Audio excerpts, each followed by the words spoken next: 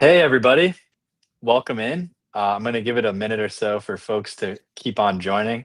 But let me know in the chat where you're calling in from. I'm here with my colleague, Brendan. I'm typically in New York City, but we're actually here in Malaga, Spain, enjoying some slightly better weather here on Focus Week with our team. So, yeah, let me know where you're calling in from, and we'll get started in just a minute.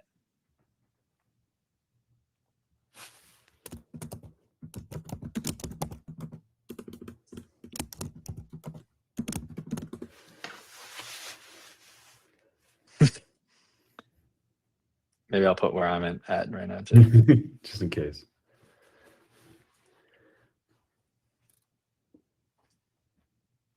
Yeah, I think. Oh, go ahead. I was just saying we should put the floor on because obviously we're clearly both in the same hotel but in different rooms. Yeah. I'm on the fifth floor here in Malaga, Spain. I'm also on the fifth floor. Suspect.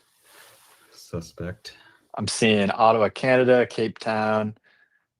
Thanks, Rahul from Mumbai saying Kilo Code rocks. We agree. All right, I think we can go ahead and get started. So welcome everybody. I'm Brian. I'm a developer relations engineer here at Kilo Code. And today we're going to talk about something that's very important to Kilo, to the character of Kilo, which is open source. We're going to talk all about what open source means to Kilo, what it is, why it matters in this landscape, in the landscape of some news that's kind of happened recently in the industry. We're going to do some fun open source demo. And then we just want to open it up to questions from you all. So feel free to start throwing your questions in the chat now throughout the session. This can be a bit more conversational, open discussion sort of webinar where you can go ahead and ask questions and we'll just answer them live, and love to hear your thoughts on all of this. And yeah, Brendan, I don't know if you want to introduce yourself real quick too. Yeah, I'm Brendan. Yeah, I'm normally also on the East Coast of Maryland and avoided like 8 inches of snow. But yeah, I'm also a developer relations engineer here at Kilo Code, and really excited to chat with everybody today. This is the latest I've ever been on a webinar, 9 p.m., which means that I guess Brian and I are eating dinner after this because that's how Spain works, right? Like nice late dinners. Yeah, it's a good thing we're in Malaga because there's definitely some good food here late. But yeah, so all right, for an agenda today, we're going to talk about some things that are kind of happening in the industry. We'll talk about why open source matters to us and in the larger environment of agentic engineering. We'll talk about our commitment to being open source forever. I'm going to intro a new program that we just launched today called the Kilo Champion Program. We'll do a quick live demo where we'll actually contribute to a real open source project, and then we'll open it up for Q&A for everyone to ask any questions they have. All right. So, and of course, as promised in the email, 5 attendees will be chosen at random to receive a custom Kilo t-shirt and $100 of Kilo credits.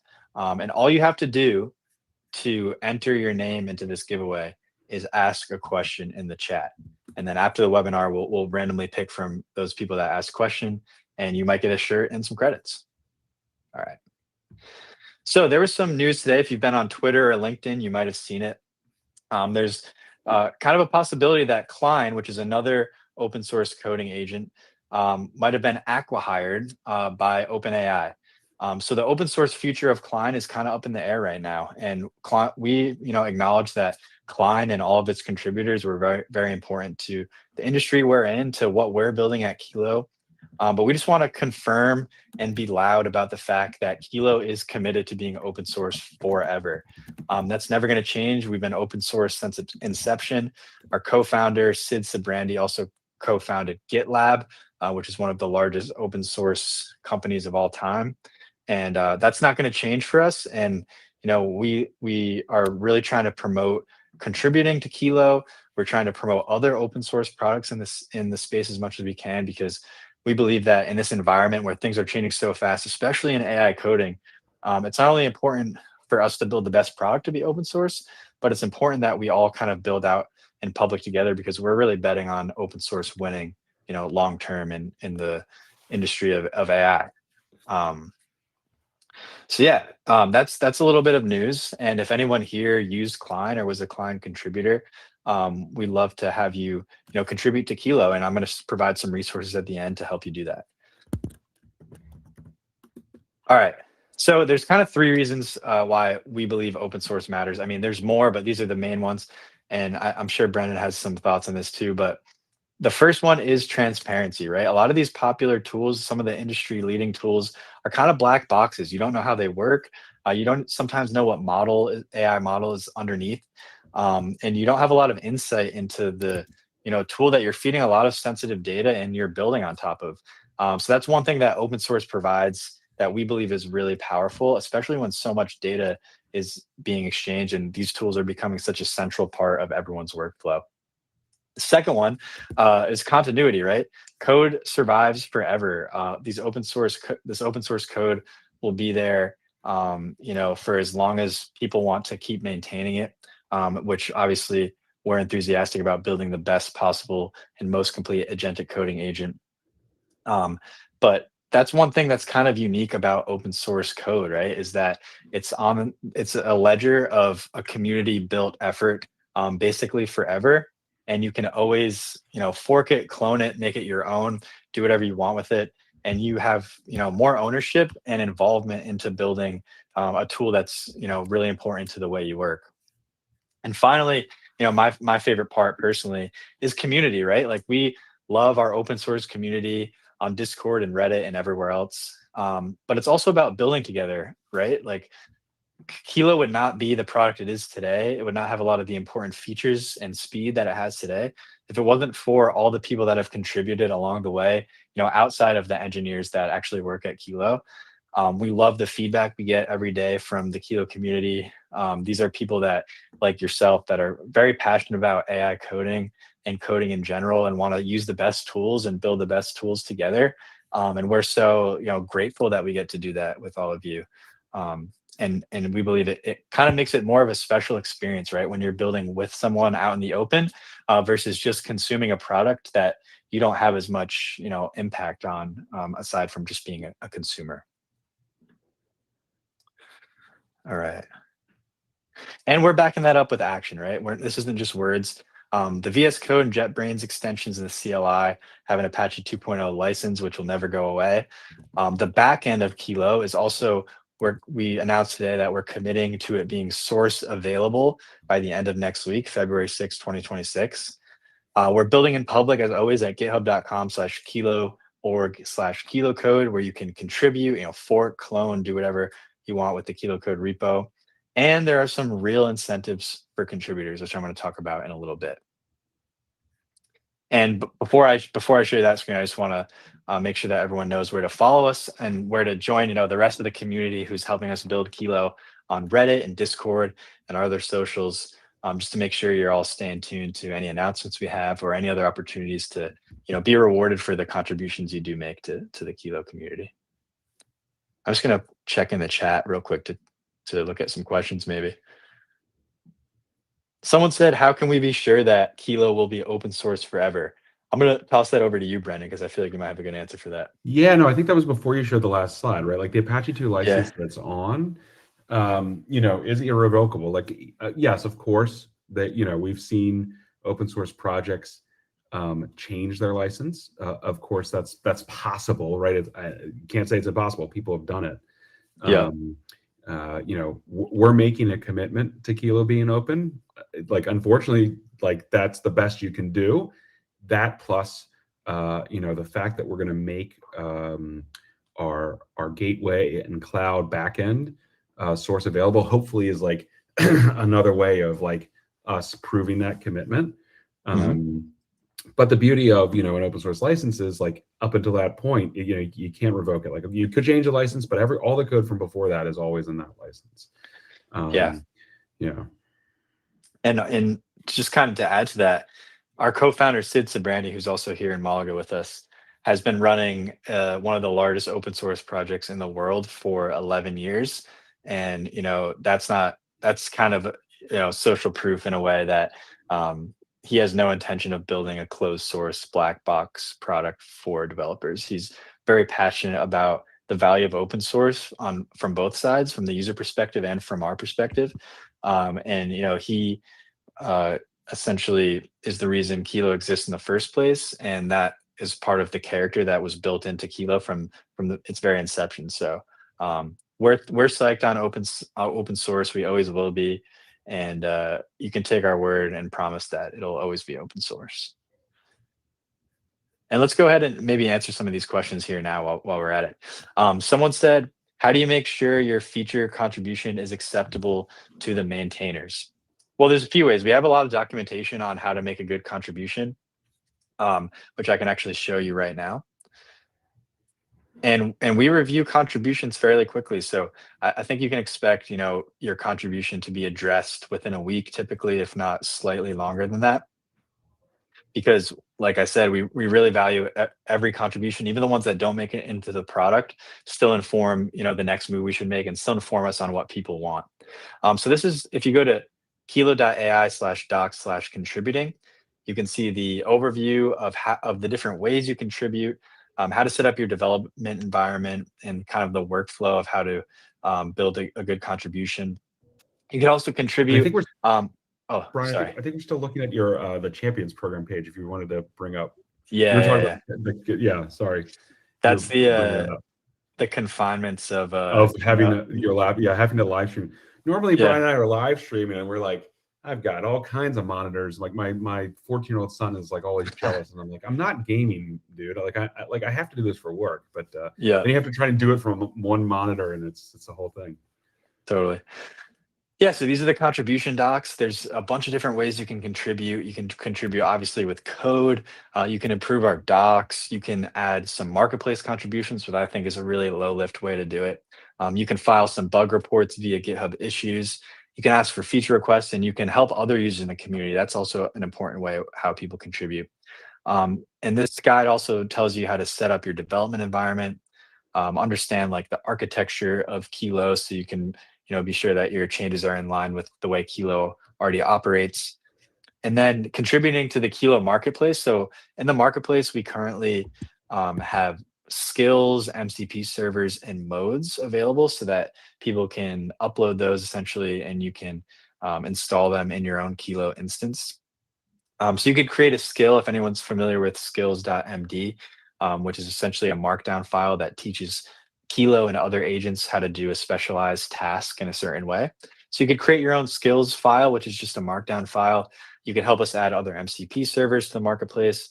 You can make your own custom modes. So later in the demo, I'll show you, if you don't already know, that Kilo has 6 different agentic modes that are all specialized to do certain agentic behaviors. So you could add your own custom ones to VS Code for yourself, and then you can also upload them to the marketplace.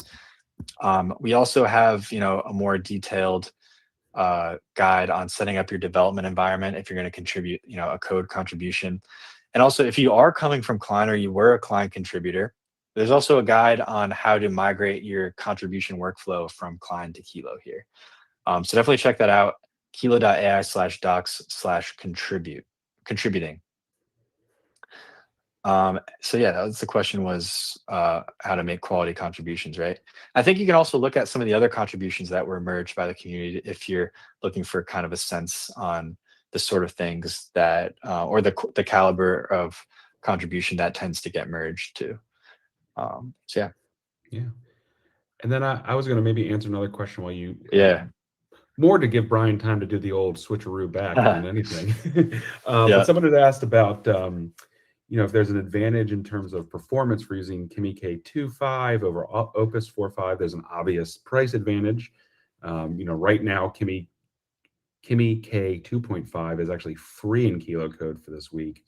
Mhm. And even at the provider rate, it's 8 times less expensive than Opus. I think the answer to the question is, unfortunately, it depends, right? Like, we had the benchmarks that came out on Kimi K2 were pretty incredible. They're very close to Opus's benchmarks, the closest that any open weight model has ever been. But it's really in using it that I think the only way you'll be able to answer that question for yourself. It depends a little bit on your agentic use case, a little bit on your code base, a little bit on what you're trying to get done. Mhm. But I do think it's a very exciting thing that we're even having this conversation about like, hey, is this open weight model going to possibly be as good as this, very expensive model? Um, Right. that's a really interesting conversation. I think it's one that's going to just continue the rest of this year. So Totally. And yeah, we've seen a lot of great feedback on that model from our users already. So I'm curious if anyone has used it, what they think about it. And then I'm going to answer one more thought before we kind of dive into the next thing I want to talk about, which Matt, thanks for joining again. I always see you here. I wonder about Kilo's long-term risk management. So VS Code is open source, right? But also highly dependent on Microsoft's continued support and engagement. Each release adds more Copilot integration at some point.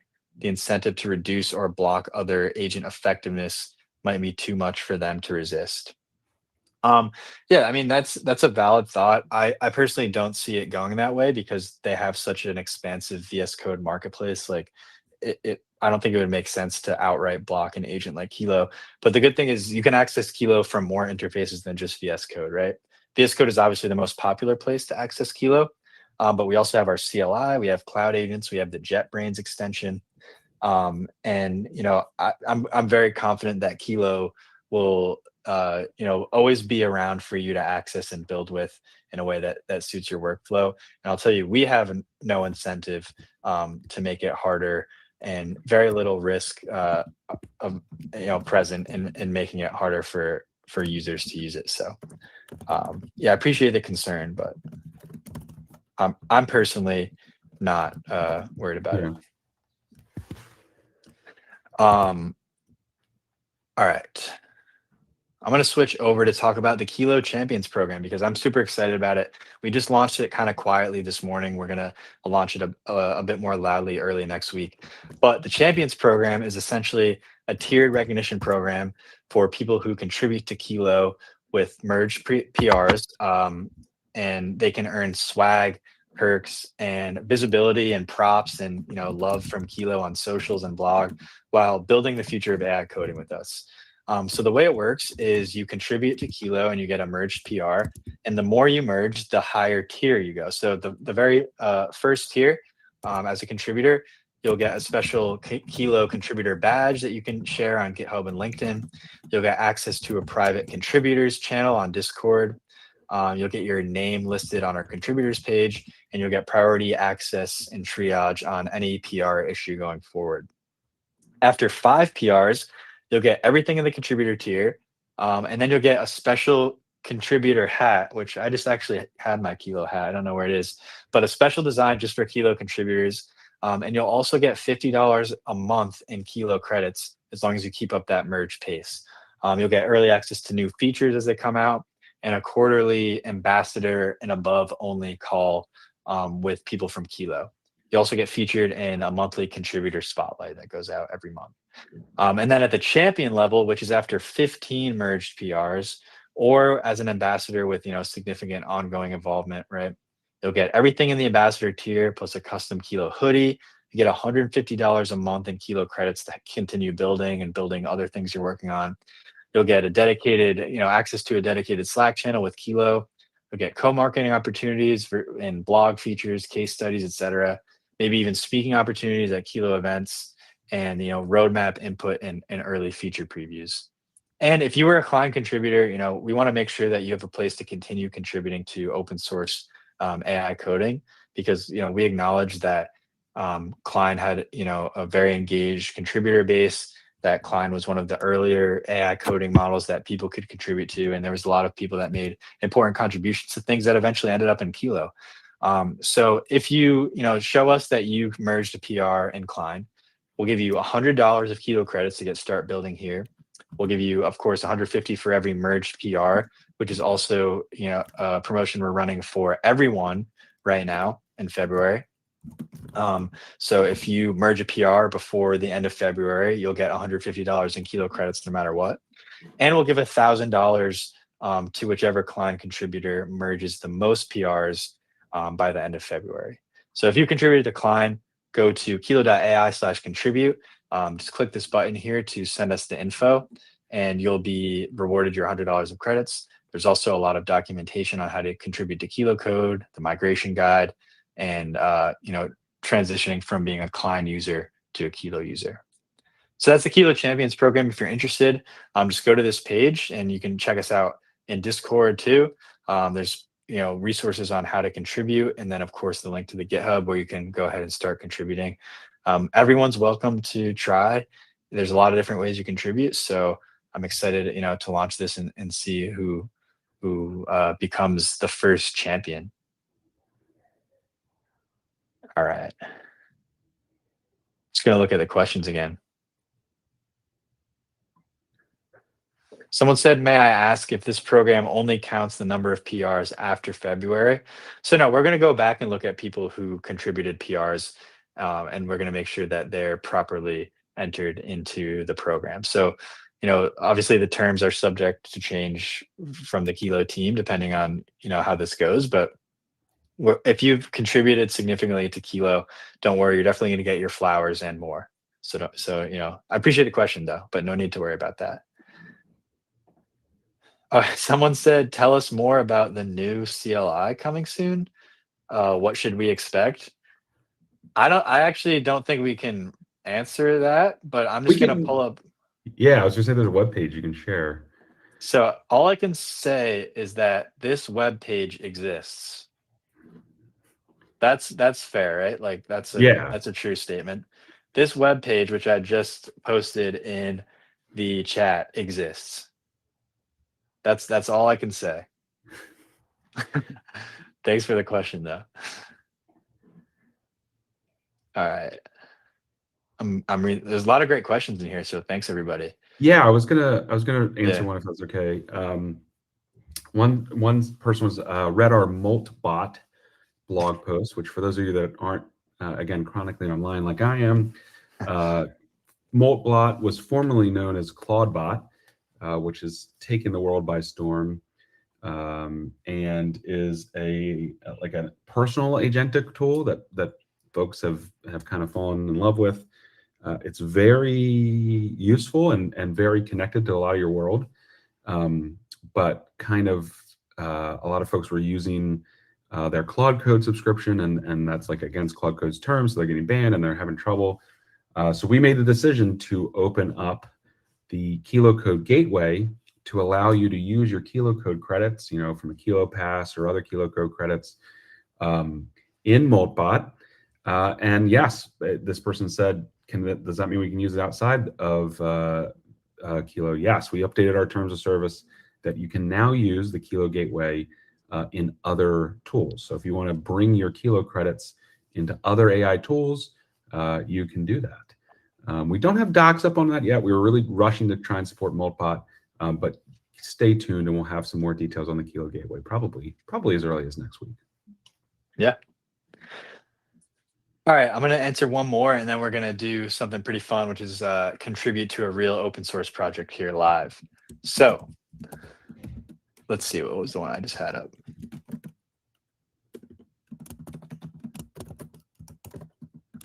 So here's one from Rahul. So they said, I'm interested in whether Kilo might surpass Cursor in the future, as such an achievement would indeed be revolutionary. I agree. Another question would be how Kilo can secure free tiers from names like Grok Code, Kimi, Z, GLM, etc. So in terms of Cursor, I mean, we're striving to be the most complete agentic coding agent. I think as in terms of feature parity, we have a really wide breadth of features that you can access through Kilo. So I'm excited to see how it continues growing, and of course I welcome comparisons to other tools in the industry that are successful as well. In terms of the free tiers, well, one way is because I think model labs like Grok and Kimi and GLM really value feedback that they get from Kilo users, right? This is an audience of over 1 million people that use Kilo Code, using it for all different sorts of tasks. Very vocal and vibrant community that isn't afraid to give feedback and share learnings from the model. So when model labs are trying to build the very best model that they can, they want to make it accessible to a community like Kilo Code, because it means that they can get real-time feedback, they can learn from it, and they can eventually make a better model. So we often partner with these models to make free tiers or stealth launches sometimes. And I think it's because of all of you, because this is a certified way to get quality stress testing and feedback from a developer audience. So yeah, that's the answer to that. All right, and real quick, I also forgot to mention before we dive into the open source contribution is that we also have the open source sponsorship program, right? Which I personally run. So what it is if you maintain an open source project or know somebody who does, you or that person may be eligible for free access to Kilo's suite of tools, starting with code reviews um, and Kilo Enterprise for free.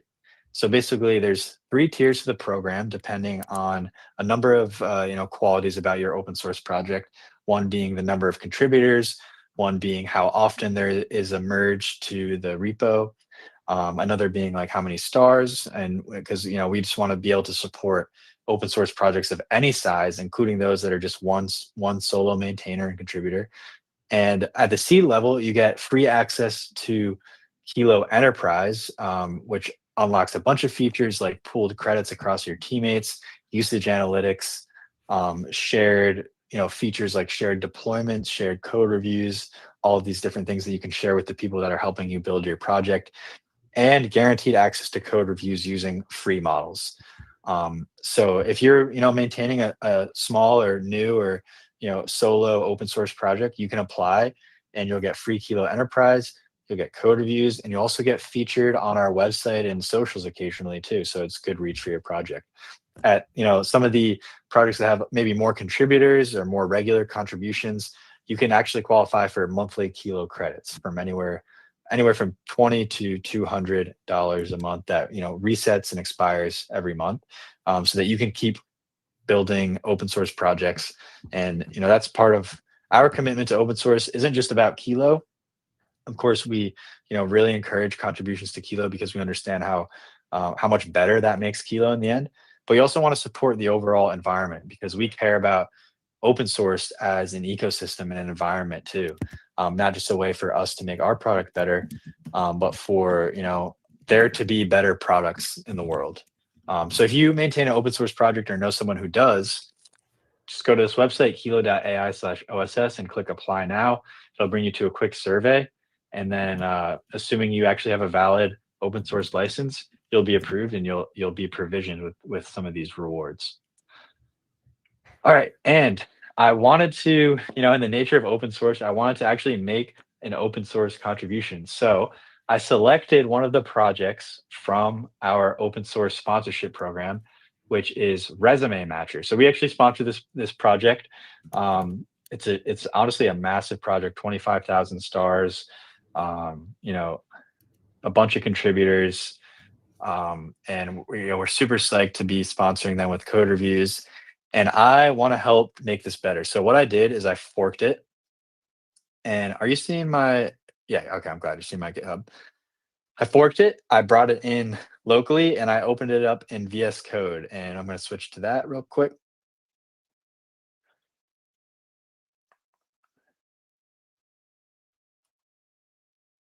All right, you see my VS Code?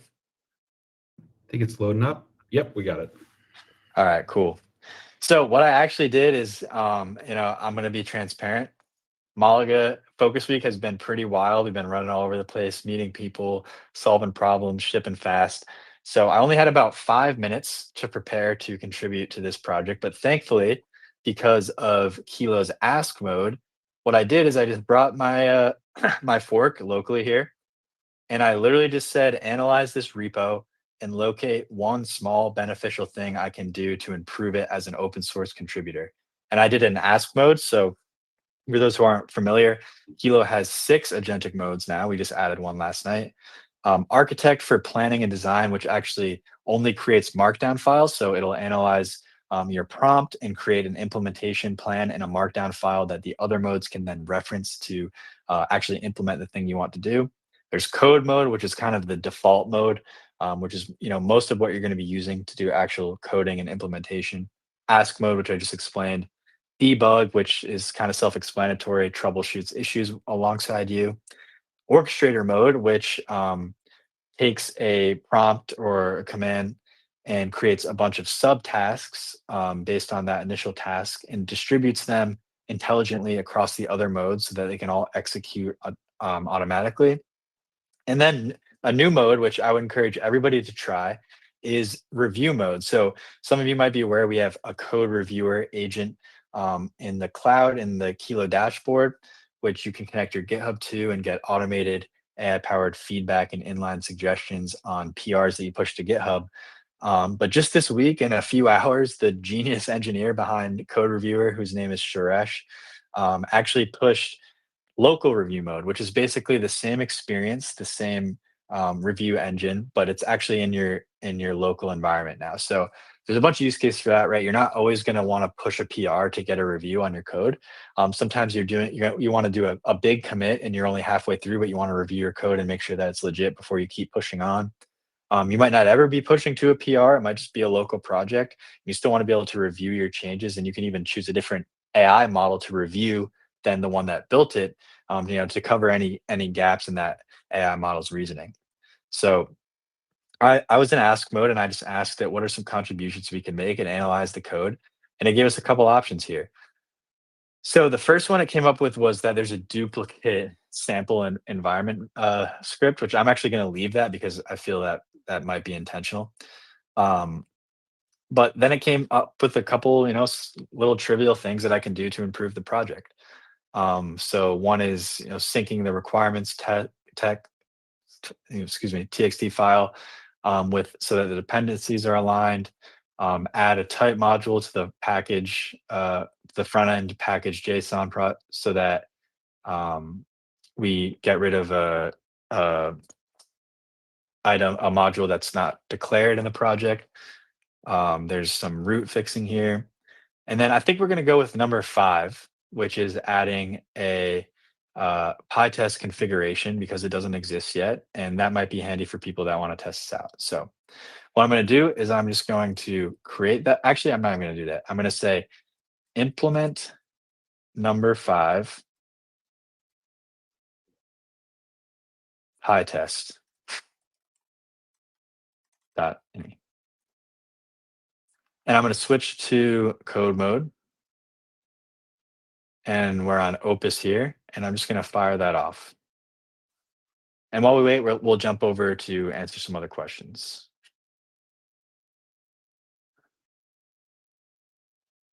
Yeah, so one question was about some account issues. Okay. Yeah, kilo.ai is the place to get in touch with us about that.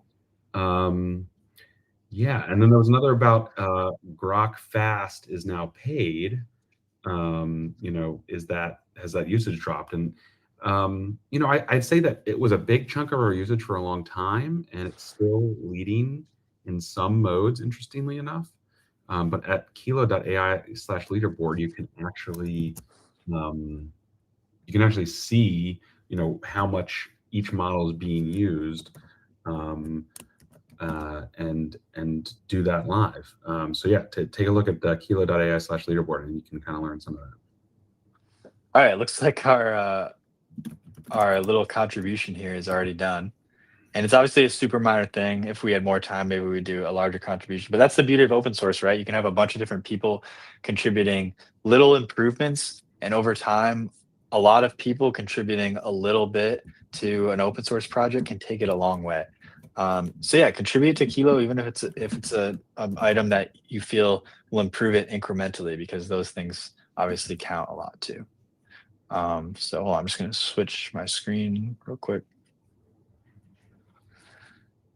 And I'm curious, how many of you maintain an open source project or know somebody who does in the chat?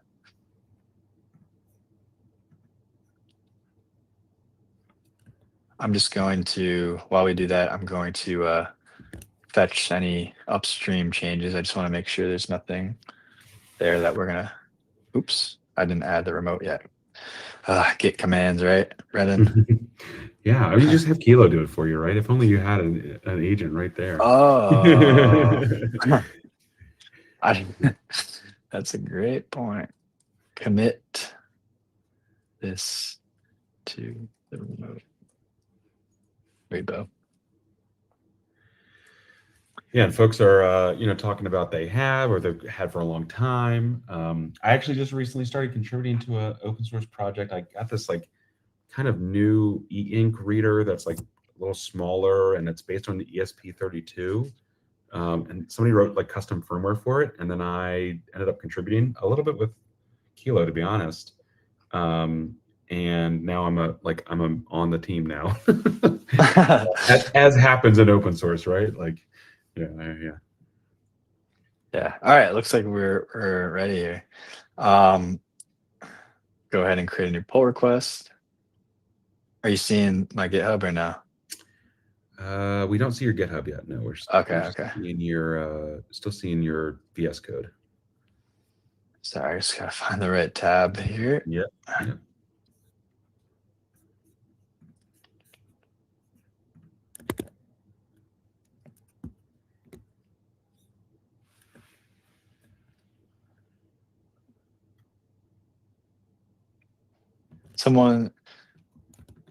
Matt said, I maintain open source projects for 20 years, users 1. I'll become user number 2 tonight. So don't worry about that. All right. So we'll go ahead and open this pull request here. And Kilo's already filled out our PR, thankfully. And there we go. We just contributed. We'll see if it gets passed. But we just contributed to an open source project that we sponsor in about 5 minutes with Kilo. So you can do the same with Kilo if you want, or with another open source project. Hopefully we make it easy for you with our docs, but if you have any questions, reach out at hi@kilo.ai. Also, I saw a comment, I know Brendan already answered it, but you can also, if you're part of the open source program, or if you have questions about it, you can also email this email, which also goes to support, but for specialized for the open source project. And Zach said, are we allowed to add our project here? Yeah, totally. If you're not already in the program, you can just go to this site here. I'll send you the link and apply right now. It takes about 30 seconds to answer some questions and just share about, the kind of project you're building. I just sent the application link. Yeah, there it is. Yep. But yeah, I mean, if you maintain an open source project, it's even one person that's contributing, please apply. We'd love to see Kilo code reviews working there for you. And we'll do our best to share your project with our community too. And if you're looking for more contributors, maybe you can get some from there. And I'm just looking at, so Giovanni said, what are the highest priorities right now for, regarding open source development at Kilo? Well, I'd say the number one is, as I mentioned, I don't know if you were here at the beginning of the webinar, but we committed to making our backend source available by the end of next week, which is a pretty big step, and I hope confirms kind of that commitment we talked about being as open as possible and being open source forever. So that's something that we're really proud to be doing this upcoming week. Yeah, and then I saw another question that I was going to jump in on, which is like, was Kilo still rebasing on Klein? Will anything change for Kilo if Klein goes dormant? So that's a great question. We were not. So we actually forked. It's a little bit of a twisty road. Klein, originated this a lot of the ideas that we see in the open source VS Code extension ecosystem. But then they actually were forked by another company, Rue, who was like building an unrelated product, and that turned into Rue code. And then we actually forked Rue code. So we still do rebase today off of Rue code on some sort of a regular basis. I don't know the basis, is why I said some sort of. But there's a process where that happens. And so Klein going dormant, I don't think actually will impact Kilo in a negative way in terms of like the code contributions. Obviously, again, we just want to be there for the community. If anything were to happen, we want to be, like a safe place to land for those folks that may need it. Yeah.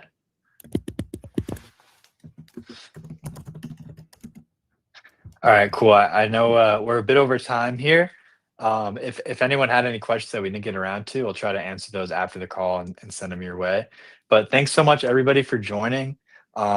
Super excited about what we're building in the next couple of weeks and how we're hoping to support open source contributors and open source maintainers and projects. So feel free to reach out anytime via our Discord or Reddit or email if you have support questions. We love to chat. We're always here to answer any questions, especially for people that are, really a big part of the Kilo community, like everyone here. And I'm sure we'll be doing another webinar in the next week, if not the couple days. So stay tuned for that. And I hope everyone has a great evening and night. All right. Bye, everybody.